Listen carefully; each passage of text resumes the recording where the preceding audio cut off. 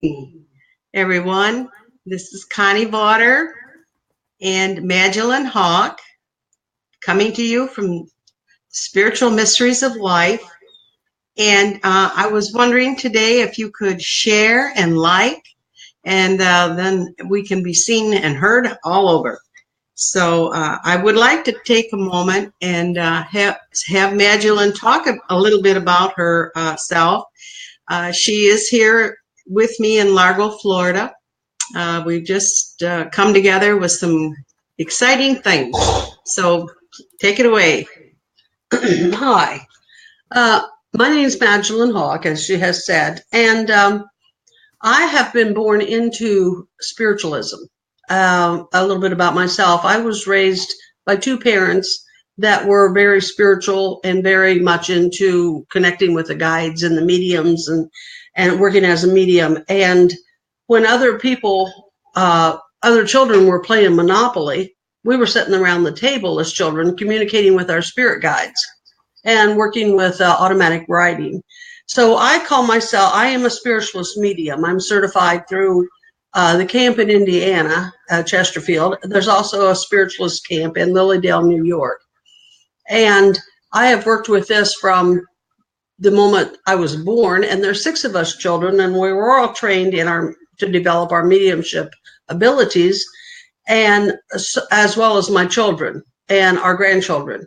So we're it's almost like it's been handed down through generations. How this gift usually works if you're working with mediumship and spirituality. Usually there's a lot of people or someone in your family you've inherited this from, because it's almost like a genetic blueprint to be able to communicate and be a medium. So I've worked with this since, like I said, day one. And we lived in haunted houses, and there were perils to this because at times we would just go overboard. There were 6 of us. And so many times Mom would have to stop our trainings, cleanse the house, regroup, and start all over again. One of the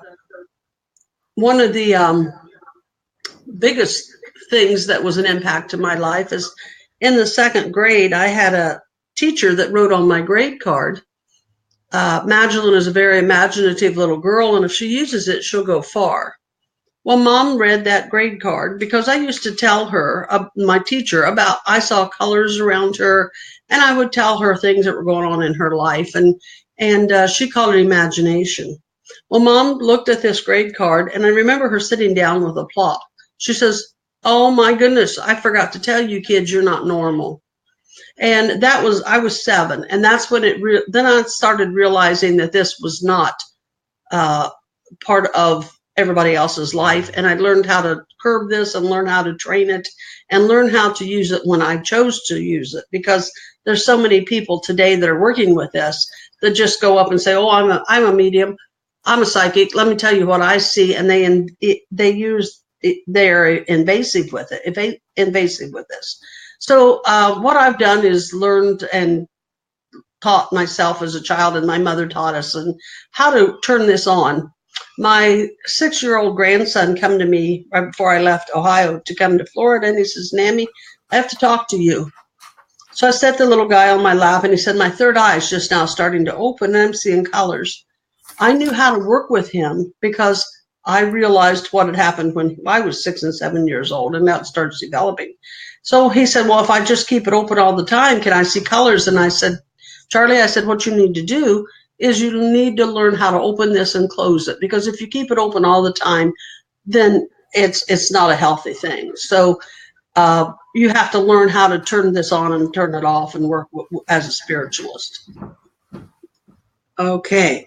And what is spiritualism to you, Madgelyn? Well, spiritualism is a religion. Spiritualism was founded in 1848, I believe the time's about right, by the Fox sisters. Leah Fox and her sister discovered that there was knockings and rappings in their cabin, in their home they lived in. And they called him Mr. Splintfoot, and they started communicating with knocks and raps. Well, what had happened was it started the whole big thing of communicating with guides and learning there were guides and communicating with spirit in the 1800s. Abraham Lincoln was working with spiritualism. There was a lot of famous people that were working as spiritualisms, working with seances and working with spiritualism.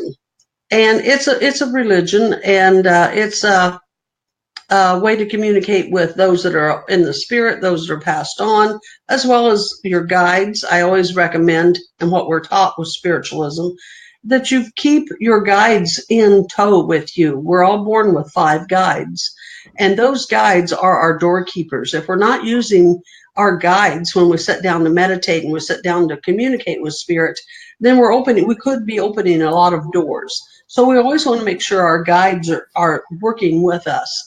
And we, like I say, we're born with 5 in our inner band. We have our master teacher, our that works with our mastership. He's connecting into the hierarchy. He's connecting with the realms and the higher realms. You have a chemist, which works with our chemistry, or like, for instance, if we're craving something. One time I was craving tomatoes, and I couldn't wake up to go to get more tomatoes, and my potassium was low, but the chemist was working with me to balance my body. We have a protector. Many times our protectors are Native Americans, and they work with us in the protecting realm, because a lot of people say, well, I can identify with having my spirit guide, as I can see this spirit guide as a Native American maiden or a man, and usually that's your protector. And they're so strong into their Native American teachings that when they get to the other side, they have earned the right to be a beautiful warrior, a beautiful protector, and they are assigned to specific people on the planet that are working with their own spiritual development. Then we have a joy guide, which usually appears as a child, as a young entity, and this is our biorhythm. This is the person that works with our biorhythm and keeps us balanced when we tune into that energy. And there's also the 5th one that works with us is our doctor teacher. Now, whatever religion we have been born into, that doctor teacher gives us the philosophy to learn all we can about that belief system. And our doctor teacher just says, well, that's a Baptist child over there, or that's a Methodist child over there, or a Catholic child. Well, that's what they give the child the philosophy of, and they bring in all the information that's needed, because they don't work with one particular belief system. The guides work with what the child's been assigned to. And when you get so far advanced into your spiritual development, then they fuse together and become an oversoul. And then you work with a collective unconsciousness of all of them together, as well as your past lives, and tuning into the Akashic records and working with past lives. Okay. And you have written a book on reincarnation. Could you tell us a little bit about that? Yeah, my book is called When the Mourning Dove Cries. And it's available. Even people on eBay are selling my book right now, Connie. It's amazing that it's that overwhelming. And it's doing really well, but I just need to write the next one, the sequel, or more to it. But the book on reincarnation is about my past life. And I went through a vortex in Tennessee. And when I went through this vortex, there was my past life. I was a slave on a plantation, a little girl and a woman. And the feeling that came over me was helplessness and hopelessness at that time. And I didn't know where to go with this. Well, I looked at my hands and they were brown. I looked at my skirt and it was long, kind of like a brownish tan linen.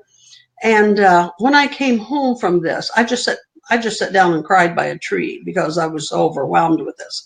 And when I came home, every night it would play a movie of my past life. Well, this is what this book is. And the middle of the book is between lives, the mansion schools and the schools that and that's another class or another story all by itself, but the mansion schools that are between lives, and the levels and the third heavens and all this are in the middle of the book. And then the last of the book is about my life and how my life has been put in motion by what I did in the 1800s. Everything we do is based on what we have done previously in lifetimes before. I always say that my life as Madgelyn is a chapter in a huge book that I can look at when I get to the other side. And they'll say, well, this is what you've done, this is what you need to do, and this is where you're going. And if you choose to do this again, this is your choice. And a lot of people talk about reincarnation. Well, I'm going to come back as a dog. I'm going to come back. That's not possible. We've already done all that because now we're in the human flesh and the human incarnation. And that's another, like I say, another class that we can talk about Darwin's theory there. But we all we come back and step up the ladder of spiritual development. Each lifetime, we stay on the ladder for lifetimes and lifetimes and lifetimes if we refuse to learn our lessons. Or every time we get to the other side, they say, well, look at this, you've done well. You can step up on a ladder of spiritual development. And once we get to the certain point of this ladder, we don't choose to come back to this area. We can make that choice. But until we get to a certain level on the ladder of spiritual development, we have to stay through the reincarnation cycle. Now, a lot of people say, well, I'm not from this planet. I'm not from here. Well, a lot of us haven't been here before. A lot of us have come into this new era right now, into the age of Aquarius. And a lot of the ambassadors, a lot of the different people are here from other galaxies and other planets right now, working with us to bring us in, heralded into the new age. Okay. And can you explain to us when a person says, what is a Christian mystic? Well, what I've done is I call myself now a Christian mystic.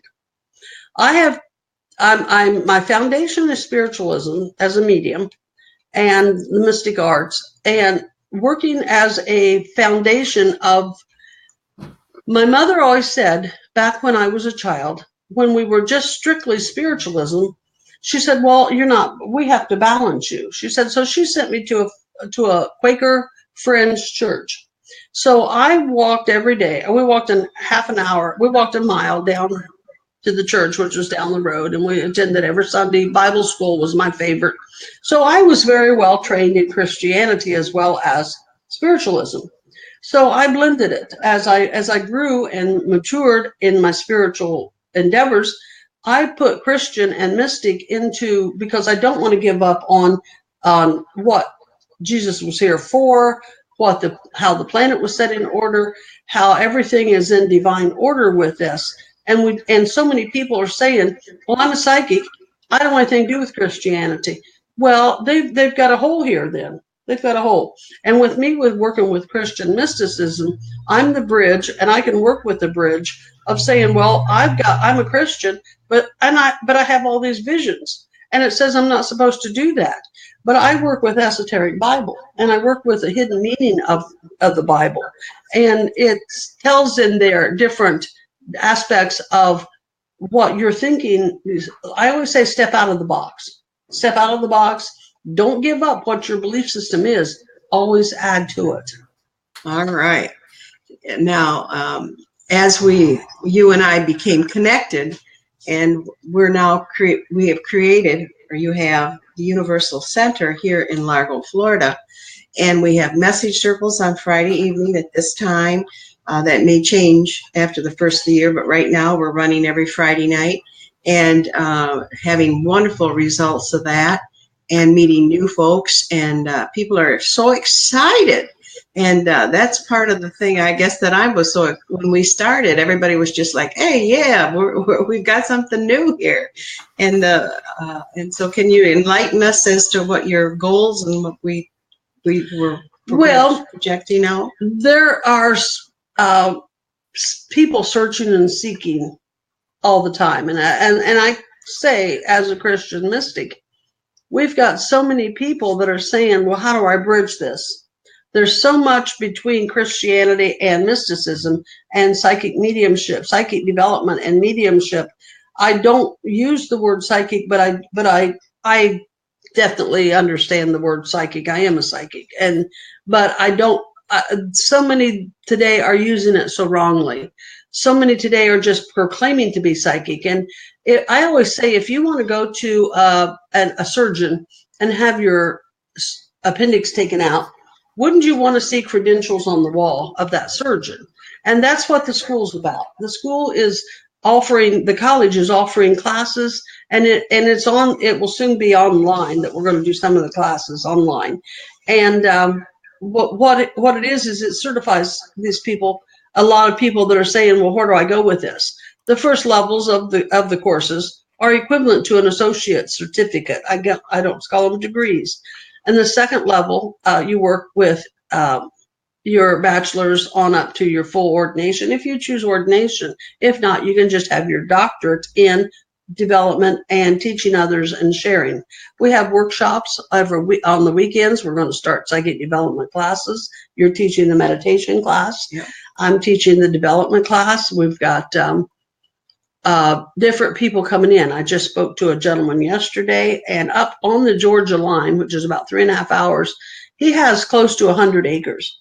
He says, this is what we're going to develop. This is going to be one of the largest campgrounds in Florida, of spirituality, Native American, working with everybody that's now ready to herald in the new era of like I say, of the Aquarian age. And we need a campground and a workshop. He says we envisioned it yesterday. His name's Daryl. And I said, we saw a lot of cabins there. He said, that's my goal, is to start doing cabins. But right now, what I'm working with, as you said, what my goal is have the retreats and the workshops. I want a primitive weekend to where you bring in your camper, you bring in your tents, and we have a weekend of spirituality. I have a friend in Ohio that has the Zane Caverns, and I had a weekend we had a weekend class there, and we had underground meditations, and it was amazing with the crystals and the stalactites and stalagmites and the pond under there, the pool, and it was so pure down about 30 feet. Well, I think it was about 12 feet down. No, I don't remember how far down we were, but it was down under in the caverns. And so that's what I want to get. We had a sweat lodge at this group. We had the lady with her feather that could do our sweat lodge. And we had a beautiful weekend with classes all week long. And now we have the grounds to do it. But there's electricity there. There's a barn. And we can bring in porta potties. And that's one of my goals. One of my goals is to teach as many people as we can teach, Connie. And then we've discussed that, and you're part of that. Right. And so we have a core of, is it 5 women now? And a gentleman. And a gentleman who is all together, and we brainstorming all the time and trying to get the word out there that we're here, and that the consciousness is of the higher mind. And I think that we have a lot of things to look forward to. We also work with Mark Tong, Correct. which is a Crystal Bay Hotel, and he owns it down at Treasure Island here in Florida. Correct. And we can do retreats and workshops there as well. And it's an amazing hotel and spiritual center in Florida. I had Mark here on the show back in June. He's amazing. He's 16. Amazing. And so this is my goals. You asked what my goals were, where we're going with this. We're wanting to teach a lot of people with this. And I might say, it's in sunny Florida, folks. Come on. I just said before, this is amazing. This is summer year round. And we could do a year round. We don't have to close the campgrounds down in winter. We can keep this year round, as we was talking about yesterday with Daryl. And it's going to be huge. It's going to be amazing what council has, and my council, I call my guides, and my council members have said, we're ready to go, and the vibrations are right, and it's manifested within less than a month. Right. It was October 4th, I think, that anyway, where I met you, and we were able to move things forward, And then, I mean, it was all of a sudden that we had a center. Bang! It was right there. Overnight. And it was like, are you kidding me? Mm-hmm. So it was so exciting. And it was like, oh my gosh, this energy was just too much. Yeah. It was fun. And then we decided to have a meeting Sunday at one of our group's houses. And it was 1:00. And we thought, well, we'll go afterwards. Connie and I go to a spiritualist church and we give messages from front of the church, and we missed church again. Yeah. Because our meeting ended up 8 hours later, because we thought we was just going to go and brainstorm and work on the web page and work on the Facebook page, a business page and everything, and Instagram. And lo and behold, 8 hours later, we're done with the meeting. And it seemed like we were there just an hour. It was pretty awesome. But I think we step into some time vortexes here. Yeah. At times. Right. Yeah, that's for sure. All right. Now, is there anything else that you would like to share with us as to how you're feeling about where we're going? I just know that when I live in the now, and I can see a vision, and I work with creative visualization. And when you need to manifest something, or you choose to manifest, I take the word need away. When you choose to manifest and you can visualize it and see it, and you live in the now with this, you don't say, well, what's going to happen here? Where are we going with this? How come? We just say, okay, this is where God's planted me. This is where my feet are planted. And my mother always said to me, bloom where you're planted. And I always say, where this goes is in divine order, and it'll manifest. I can visualize it. I can see what the goal is here, and to work with a lot of spiritual people that are looking for a spiritual direction, or a lot of people that are looking for a spiritual direction and a path. But as working with, you say, the vision where we're going with this, mm-hmm. I have a vision, but it's always changeable because I follow the vision. Okay. Because you live in the now. Right. And you can't say, this is what I want. And when we say that, so many times we're disappointed. So many times we say, well, this is what I wanted. Why did God give me this? This is apparently is not what you needed. Okay. Because a lot of times it works to where if you say, well, what is my goal? Where do I go with this?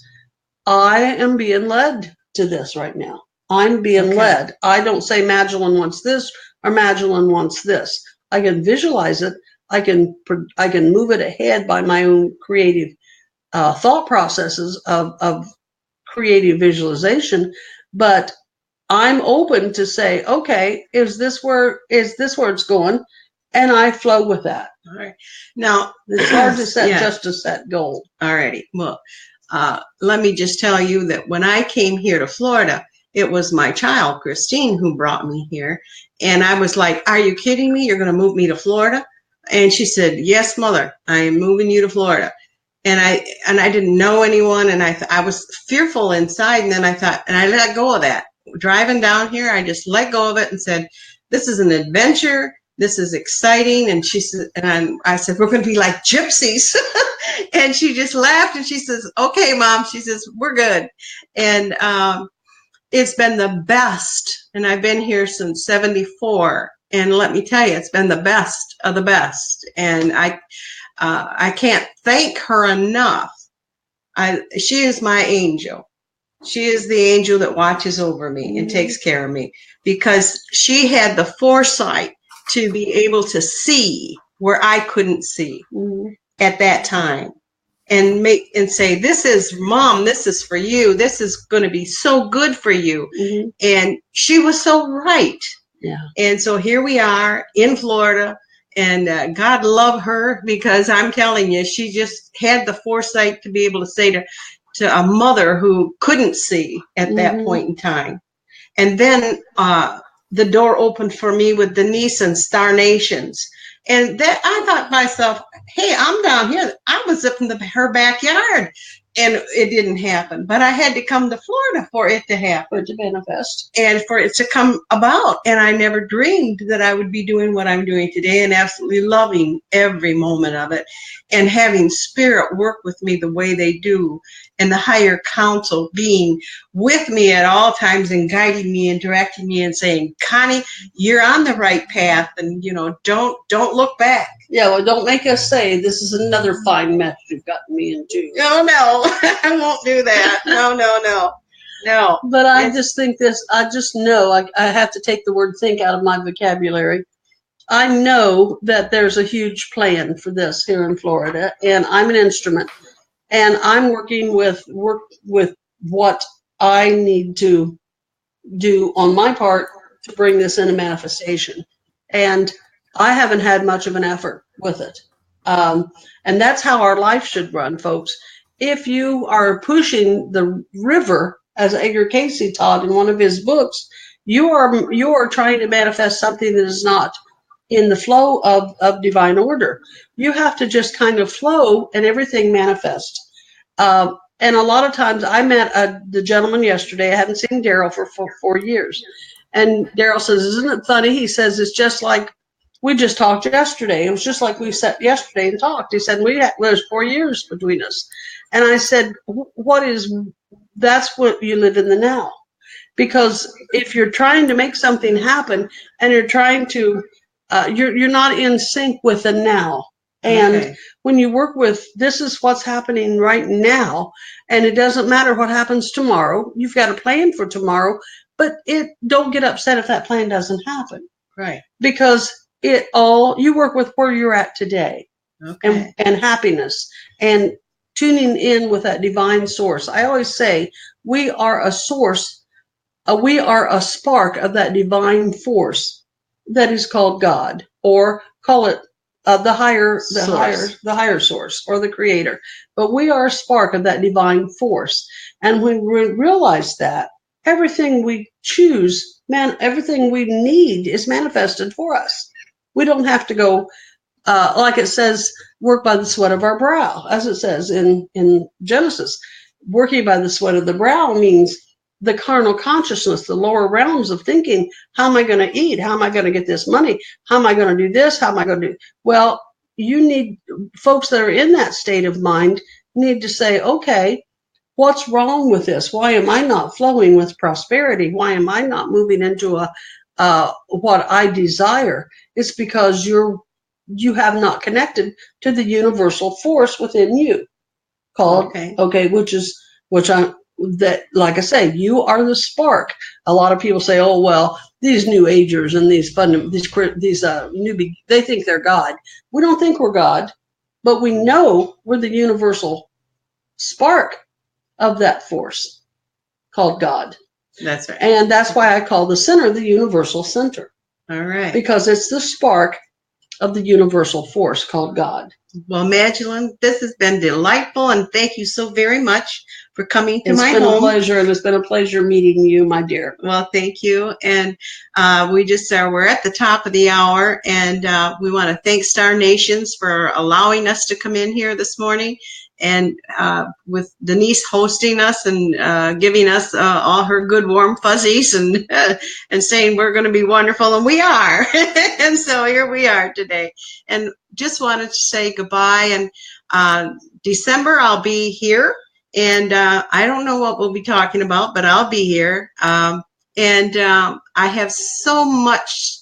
Maybe I'll have some new things to share with you as far as the center, but Spirit will be back in full force, and the house is full again this morning. When I got up, I thought, we got a big audience sitting right here. Yes, go ahead. I have a message for somebody out there that lost somebody last week, and they're coming in with a lot of grief right now, and they're saying the loved one is here. And they're saying they're connected somehow to a relative by the name of Ruth, and also they're talking about Tiffany, and I want that person to be very secure, knowing that loved one is in a peaceful place and where they're supposed to be. Okay. Well, thank you so very much, Madgelyn. And blessings be to all of you. And again, till we see you again. It's been a pleasure. It's been a wonderful pleasure. Thank you. Thank you very much.